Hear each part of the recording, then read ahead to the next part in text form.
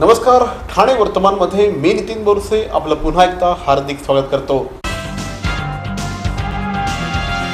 ठाणे महानगरपालिकेच्या 20 तारखेला झालेल्या सर्वसाधारण सभेमध्ये अनेक विषय चर्चेविनाच मंजूर करण्यात आले होते।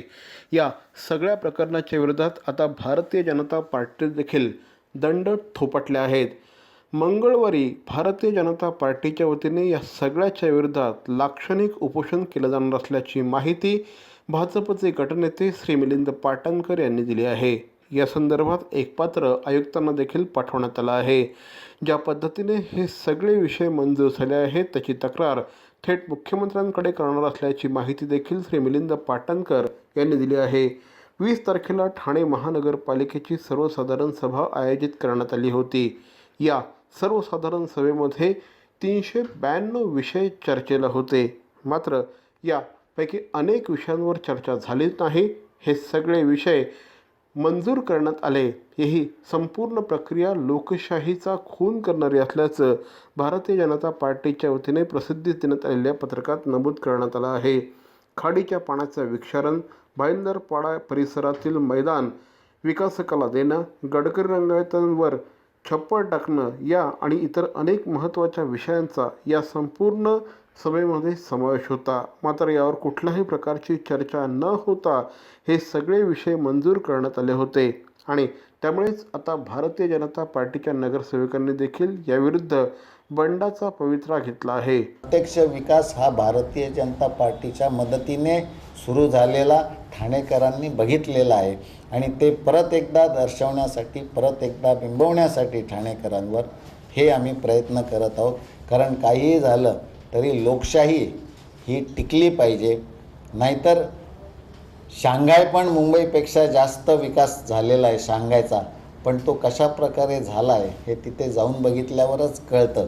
तसा विकास नको आहे, विकास हवा आहे पण लोकांना धरून हवा आहे, हेच आम्हाला यांनी सांगायचं आहे।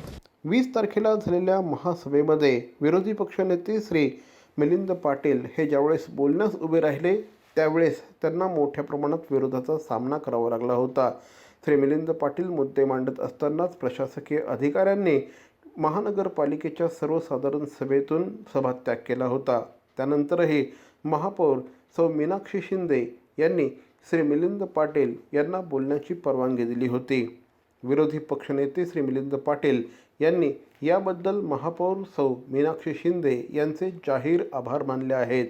पद येतात आणि जातात, मात्र राजकारणातील साधनसूचिता टिकवणं महत्त्वाचं असतं।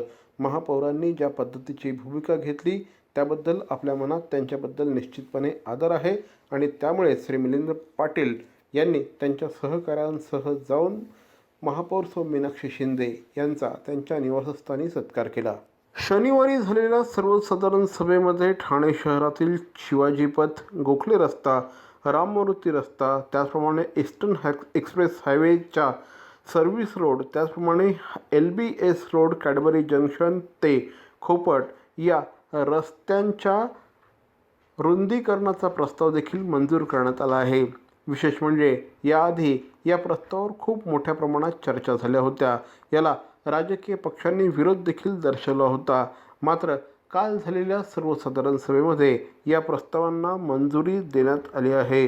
ज्येष्ठ नगरसेवक श्री अशोक वैती, सभागृह नेते श्री नरेश म्हस्के, विरोधी पक्षनेते श्री मिलिंद पाटील यांनी देखील या सगळ्या प्रस्तावांना मंजुरी दिली आहे। या ठिकाणी रस्ता रुंदीकरण व्हायलाच हवं अशी भूमिका मांडण्यात आली आहे। निसर्गातल्या कणाकणात ईश्वराचा वास, फुलाफुलातून दरवळणारा मोहक मंद सुवास, याच सुगंधातून वसे पूर्णत्वाचा ध्यास। देवभक्ती अगरबत्ती दे आनंद हमखास। विविध सुगंधात उपलब्ध पितांबरी देवभक्ती अगरबत्ती आजच आणा घरात। बस रोक दो। कितने हो भाई साहब? सर 55 रुपये। 55 रुपये? हाँ ये लीजिए। सर छुट्टे नहीं हैं। छुट्टी तो मेरे पास भी नहीं है। तो एक काम कीजिए सर, UPI के किसी भी एप्लीकेशन से आप पे कर दीजिए, मेरा वर्चुअल आईडी पीछे लिखा हुआ है। अच्छा, ओके ओके।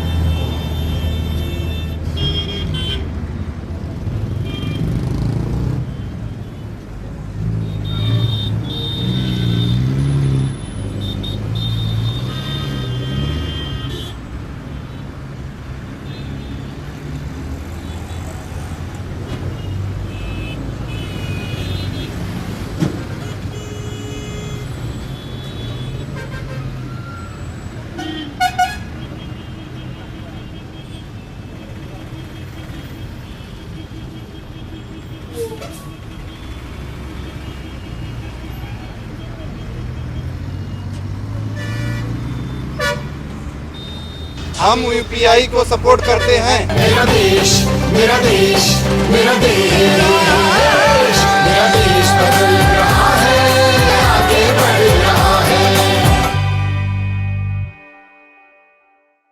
बॅरॉन मेन्स स्टुडिओचा लग्नसराई धमाका, 50% महासेल. किती? 50% महासेल. हो, कुठल्याही कपड्यांवर चक्क 50% ऑफ. बॅरॉन मेन्स स्टुडिओ ठाणेकरांच्या सेवेत पुन्हा एकदा नव्या रूपात नव्या रंगात अधिक व्हरायटी आणि तत्पर सेवेसह Baron men's studio. Ethnic men's वेअरचे भव्य showroom, blazer suits, sherwani, Jodhpuri, Indo western, kurta suits, formal, partywear, shirts आणि ट्राउझर्सचे भव्य दुमजली शोरूम. बॅरॉन मेन्स स्टुडिओ, पुरुषांच्या खरेदीचा एक वेगळा अनुभव. चला तर मग वाट कसली बघताय, सहभागी हो बॅरॉनच्या 50% महासेल मध्ये. बॅरॉन मेन्स स्टुडिओ, आमंत्रण हॉटेल जवळ, जिल्हा परिषदेसमोर, स्टेशन रोड, ठाणे. दूरध्वनी 02225304837. बॅरॉन मेन्स स्टुडिओ. ठाणे शहरातील नालेसफाईचा विषय देखील आता पुन्हा एकदा ऐरणीवर येऊ घातला आहे. ठाणे शहरातील नाल्यांचं 65% नालेसफाई पूर्ण झाली असल्याचा दावा प्रशासनाच्या वतीने करण्यात आला आहे आणि 31 मेपर्यंत नालेसफाईची सगळी कामं पूर्ण केली जातील असा दावा देखील प्रशासनाच्या वतीने करण्यात आला आहे. खाडीचा प्रवाह देखील यंदा साफ करण्यात येणार असल्याची माहिती प्रशासनाच्या वतीने देण्यात आली आहे. ठाणे शहरामध्ये 119 किलोमीटरचे लांबीचे रस्ते आहेत. या नाल्यांच्या सफाईसाठी 8 कोटी रुपयांची तरतूद करण्यात आली आहे. त्यासाठी 65 ठेकेदार नेमण्यात आले आहेत. या सगळ्या नाले सफाईच्या कामांवर GPS त्याचप्रमाणे कॅमेऱ्याद्वारे निगराणी राखली जाणार असल्याची माहिती प्रशासनाच्या वतीने देण्यात आली आहे. त्याचप्रमाणे यंदा प्रथमच खाडीच्या प्रवाहातला साफ करण्याचा प्रस्ताव देखील पुढे आला आहे. त्यामुळे पावसाळ्यामध्ये मोठ्या प्रमाणात पाऊस झाला तरीही शहरामध्ये पूर सदृश परिस्थिती निर्माण होणार नाही, हा यामागचा उद्देश असणार आहे. भारताचे दिवंगत पंतप्रधान स्वर्गीय राजीव गांधी यांची 21 मे 1991 रोजी अत्यंत निर्घृणपणे हत्या करण्यात आली होती.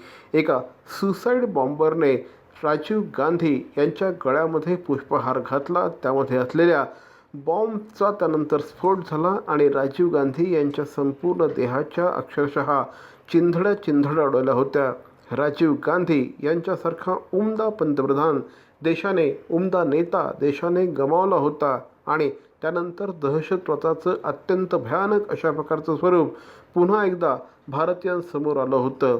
तेव्हापासून 21 मे हा दिवस दहशतवाद विरोध दिवस म्हणून सर्वत्र पाळण्यात येतो. या निमित्ताने ठाणे महानगरपालिकेमध्ये देखील भूतपूर्व पंतप्रधान राजीव गांधी यांना श्रद्धांजली अर्पण करण्यात आली. यावेळेस उपमहापौर श्री रमाकांत मढवी, त्याचप्रमाणे महानगरपालिकेचे जनसंपर्क अधिकारी श्री उपायुक्त श्री संदीप माळवी यांच्यासह अनेक मान्यवरांनी राजीव गांधी यांना श्रद्धांजली अर्पण केली. मरावे परी अवयव रूपी उरावे. अवयव दानाचा हाच संदेश जनसामान्यांपर्यंत पोहोचवण्याचा संकल्प घेऊन निघाले आहेत ज्येष्ठ समाजसेवक माननीय नानजीभाई खिमजीभाई ठक्कर ठाणावाला. त्याचसाठी काढण्यात आली एक भव्य दिव्य रॅली.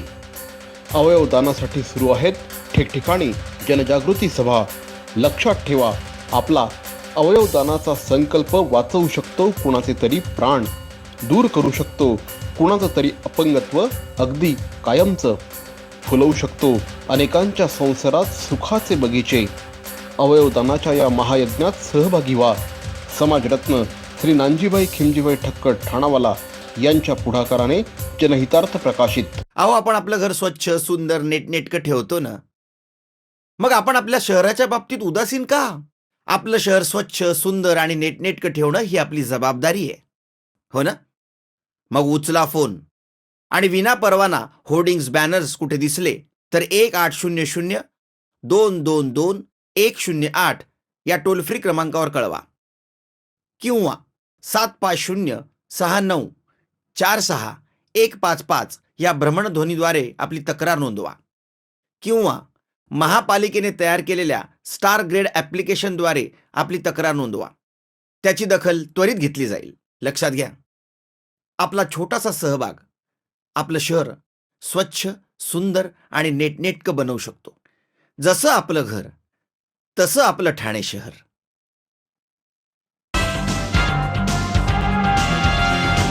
काँग्रेस पक्षाच्या वतीने देखील स्वर्गीय राजीव गांधी यांच्या पुण्यतिथीनिमित्त विविध कार्यक्रमांचं शहरामध्ये आयोजन करण्यात आलं होतं.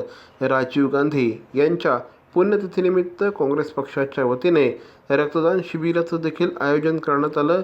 या रक्तदान शिबिरामध्ये काँग्रेस पक्षाच्या असंख्य कार्यकर्त्यांनी, त्याचप्रमाणे सर्वसामान्य नागरिकांनी रक्तदान शिबिरामध्ये सहभाग घेतला.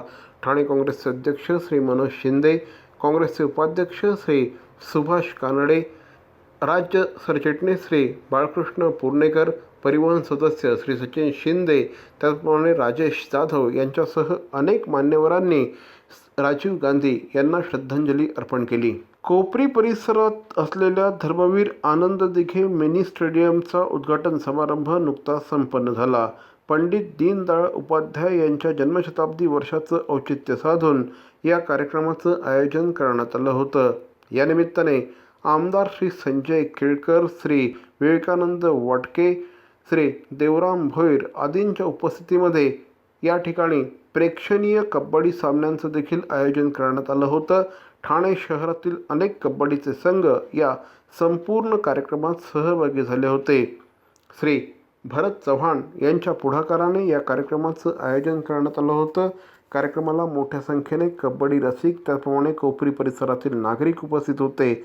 नगरसेवक श्री भरत चव्हाण यांच्या संकल्पनेतून या ठिकाणी हे अतिशय भव्य अशा प्रकारचं स्टेडियम उभारण्यात आलं आहे. अनेक क्रीडाविषयक सोयीसुविधा या ठिकाणी उपलब्ध आहेत.